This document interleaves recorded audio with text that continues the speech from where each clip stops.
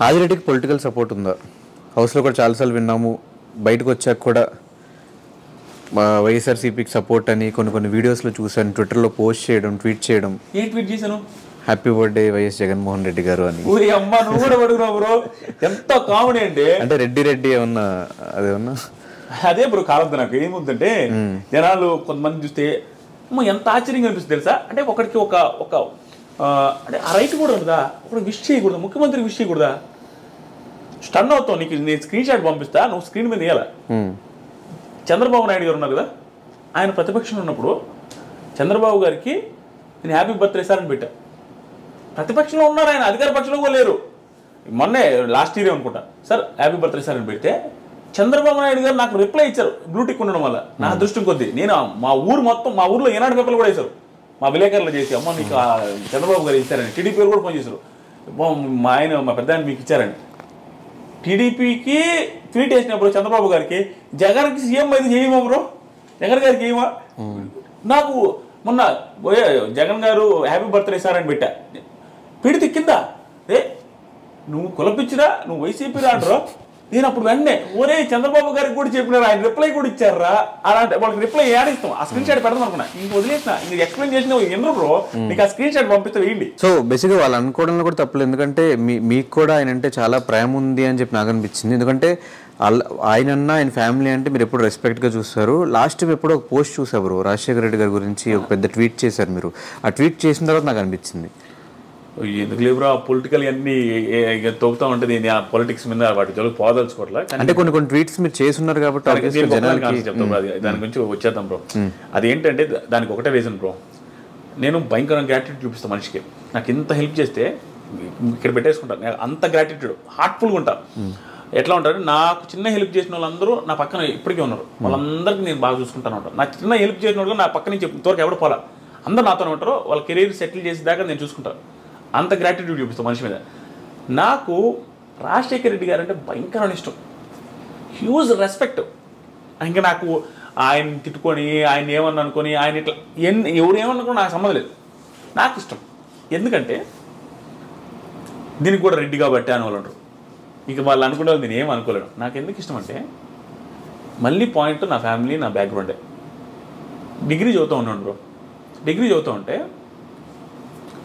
నేను మానేసా, గాలి తిరుగుతూ ఉన్నప్పుడు థర్డ్ మానేసా డిగ్రీ. మా నాన్న వాళ్ళు బాధ, హోటల్లో నేను పని చేసుకున్నా, ఇంకా 1-2 months హోటల్లో పని చేసుకుంటా, అవి తుడుచుకుంటా ఉన్నా. ఆ టైంలో మా ఇంట్లో ఫైనాన్షియల్ సిచ్యువేషన్ బాగాలేదు. నేను చదువు ఆపేసి మందులు కంపెనీలో పనిచేద్దామని, ఎంత దరిద్రం అంటే నేను ఎన్ని ఫేస్ చేసినా అంటే, పేపర్ మీద అప్పట్లో క్లాసిఫైడ్స్ అని వస్తాయి, క్లాసిఫైడ్స్ ఏనాడు పేపర్లో, అంటే జాబులు పడే దాని మీద వస్తాయి అనమాట. జాబులు పలానా జాబ్ ఉంది, ఈ నెంబర్ కాంటాక్ట్ అవ్వండి. ఆ జాబులు చూసి అంటే నేనే పెద్ద తోపు అనుకుంటున్నా, ఇంటర్మీడియట్ మీదే ఓ జాబ్ వస్తుందిలేని. ఆ జాబ్లో హైదరాబాద్లో ఒక మందుల కంపెనీలో మీరు పనిచేస్తే ఇంత ఇస్తామని వస్తే దానికి కాల్ చేస్తే రమ్మన్నారు.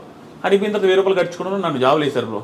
అదేదో మందులు తయారు చేసే కంపెనీలు వేసి ఒక్కరిని చూసినట్టు చూస్తారు, అందరినీ పచ్చిపోతులు చుట్టేది, మెడలు పట్టుకుని తోసేది, వర్క్ చేయమని.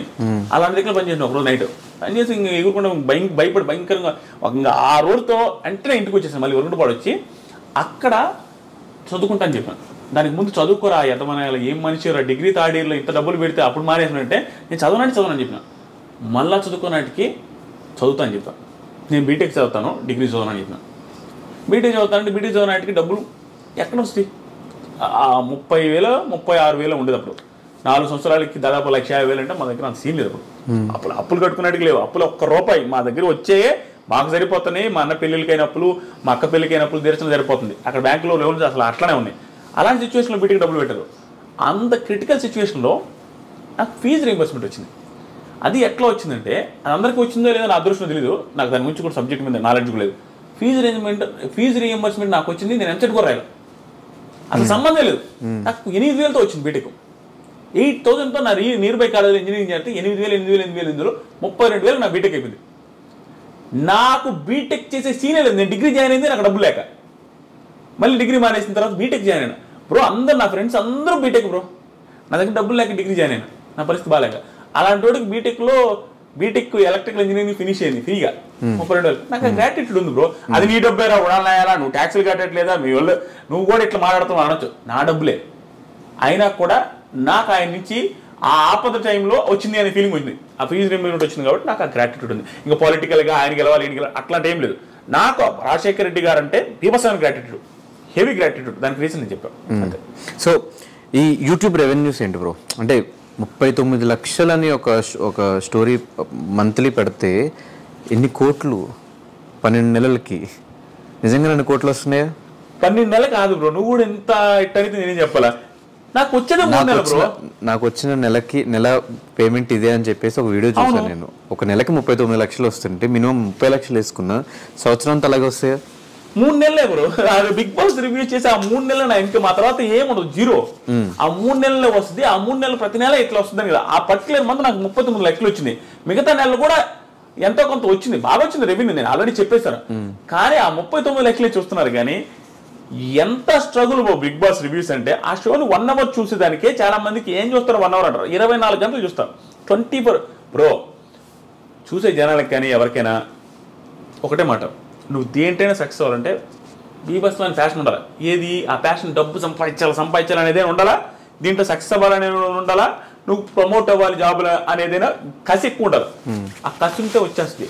బిగ్ బాస్ మీద బీభత్సమైన కసి నాకు 24 గంటలు స్కిప్ చేసుకుంటా చూస్తూ ఉంటా బ్రో. పాయింట్ ఏదైనా వస్తే రాసుకుంటా మొబైల్లో. ఇక అదే పని రోజంతా. అంత ఎఫర్ట్స్ పెట్టుబడి వచ్చిన డబ్బులు ఊరికే రాలా. ఆ 39 లక్షల కంటే 10 కోట్ల ఎఫర్ట్స్ పెట్టినాడా. అంత ఎఫర్ట్స్ పెట్టుబడి వచ్చినాయి. ఫ్యామిలీని మిస్ అయిన క్షణాలు కానీ, మా వైఫ్తో మాట్లాడలేదు, మా పాపతో స్పెండ్ చేయలేదు, మా నాన్నతో మాట్లాడింది లేదు, ఇంట్లోనే ఒక మూలలో కూర్చొని ఏసీలో కూర్చొని ఇంక నా స్టాప్ రాసుకోండి. అంత స్ట్రగుల్ అయింది బ్రో. ఊరికి రాలా. ఎంతమంది బిగ్ బాస్ రివ్యూస్ చెప్పే వాళ్ళకు ఉన్నంత నెగిటివిటీ ఎవరికి ఉండదు. నువ్వు ఏమీ చేయని పుణ్యానికి నేను అంటారు, నువ్వు జస్ట్ నీ ఒపీనియన్ చెప్పవు. అసలు ఒపీనియన్ చెప్పడం అనేది ఎవరికైనా రైట్ ఉంది. నువ్వు ఒపీనియన్ చెబితే నేను చెప్తారు. అమర్ని అంటావు, ప్రశాంత్ అంటావు, అందరూ అమర్కి పెయిడ్ అంటారు, ప్రశాంత్కి పెయిడ్ అంటారు, శివాజీకి పెయిడ్ అంటారు. ఒరే నాయన నాకు ఇంత డబ్బులు వచ్చింది, 39 లక్షలు వచ్చిందన్నా కూడా నన్ను పెయిడ్ అంటారు. అయితే 39 వస్తే ఎక్స్ట్రా వస్తే తీసుకో అని. ఒరే నాయన ఎక్స్ట్రా వస్తే ఎట్లా తీసుకుంటావు? ఇంత డబ్బులు వచ్చినప్పుడు 5,000 10,000కి కూడా ఆశపడతాడా?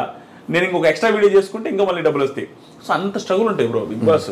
హెవీ టఫ్ రివ్యూస్ చేయడం. ఫ్యామిలీ విషయానికి వచ్చేస్తే మీ ఫ్యామిలీ వీడియోస్ అన్ని చూసినప్పుడల్లా చాలా బాగా అనిపిస్తుంది. కానీ చాలామందికి ఉండే డౌట్ ఏంటంటే, ఇన్ని లక్షల డబ్బులు వస్తున్నప్పుడు ఎందుకు మీ సిస్టర్కి ఇంకా ఆపరేషన్ చేయించకుండా ఇంకా అలా వదిలేయడానికి రీజన్ ఏంటి? పెళ్లి చేయకుండా తను అలా ఉంచేయడానికి, ఇంట్లో ఉంచుకోవడానికి రీజన్ ఏంటి? ఇప్పుడు చాలా మందికి ఆ క్వశ్చన్ ఉంది బ్రో. చాలా మంది అడుగుతూ ఉంటారు. నా రివ్యూస్ కవిత నగర్ వ్లాగ్స్, మా ఫ్యామిలీ వ్లాగ్స్ చూసే వాళ్ళకి కొంతమందికి అర్థమై ఉండొచ్చు. కానీ చాలా మందికి అదే, ఇది ఇంత వస్తుందని చెప్పాడు, ఇది సక్సెస్ అవుతున్నాడు, చెల్లెలకి ఎందుకు ఐస్కి బ్లైండ్నెస్ పోవడం కోసం ఆపరేషన్ చేయించలేదని. అది అవ్వదు బ్రో. చూపించాం.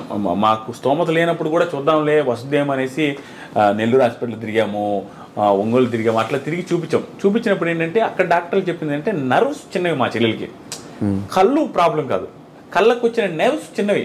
ఆ నరాలు చిన్నవి అవడం వల్ల నువ్వు ఐ మార్చి నా అయ్యో నీ అయ్యో ఎవరు చేసినా ఆ ఐకి ఉండే నర్వ్స్ అక్కడ లేవు. ఇప్పుడున్న మా చెల్లెలకు ఉన్నది, మా చెల్లెలు బ్లైండ్ ఎట్లా అంటే చిన్న ఐస్ బ్రో, ఇంతే ఉంటాయి. నువ్వు ఎంత ఆ పిల్ల ఇంత తెరిచినా కూడా ఇంత తెరిచినట్టు ఉంటుంది, చాలా చిన్నవి. దానివల్ల ఏంటంటే ఆ నర్వ్స్ అట్లానే వచ్చినాయి. ఇప్పుడు పెద్దవి మారిస్తే నువ్వు దగ్గర కోట్లునేనో లక్షలునేనో నువ్వు బిల్డప్కి మార్చావనుకో, ఉన్న ఐసైట్ 5% ఉంటుంది.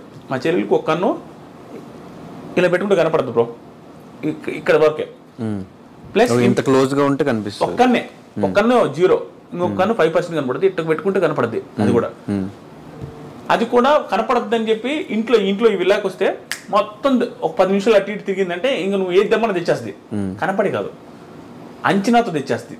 నువ్వు మధ్యలో అటు పోయినప్పుడు ఏదైనా అడ్డం పెట్టు తన్నేస్తుంది, పాపన్నా తొక్కేస్తుంది. కానీ చాలా జాగ్రత్తగా పాప గజ్జలేసాం, ఎందుకంటే పాప ఉన్నదని తెలియాలని అన్ని తీసుకుంటా ఉన్నాం. కానీ ఆపరేషన్ చేయించడానికి పాసిబిలిటీ లేదు బ్రో. ఇంకా జీవితాంతం అలాగే ఉంటుంది. ఈవెన్ ఐసైట్ తగ్గుతూ ఉంటుంది ఆ ఉన్న 5% కూడా. చాలా మందికి డౌట్ ఏంటంటే వంట చేస్తుంది కదా కనిపిస్తుందేమో, కనిపించి కూడా వీళ్ళు యాక్టింగ్ చేస్తున్నారు అనుకోవడం. జెన్యూన్గా దగ్గర నుంచి చూస్తే గీతు కూడా వచ్చింది కదా మా ఇంటికి, ఎవరికైనా అర్థమైపోద్ది. కళ్ళ ముందు చూస్తే మాత్రం ఆ పిల్ల కనిపించేంత కాన్ఫిడెంట్గా ఉంటుంది తప్ప కనపడదు. జస్ట్ వెరీ లైట్గా కనపడుద్ది, అది ఒక్కొక్కసారి అసలు కనపడదు.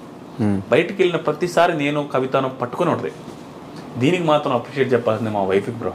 నేను ఏందాక చెప్పిన స్టోరీ ఏదైతే ఉందో 30 సంవత్సరాలప్పుడు 30 years టైంకి పెళ్లి కాని పొజిషన్ నుండి ఇంట్లో బ్లైండ్ పర్సన్ పెట్టుకున్న పర్సన్కి ఎంత బాధ ఉంటుందో